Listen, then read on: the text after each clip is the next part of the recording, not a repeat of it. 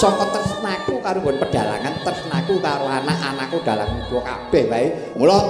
aku ora lila nek disebut dalang gedhe dalang cilik nek jarane dalang gedhe ukurane apa yo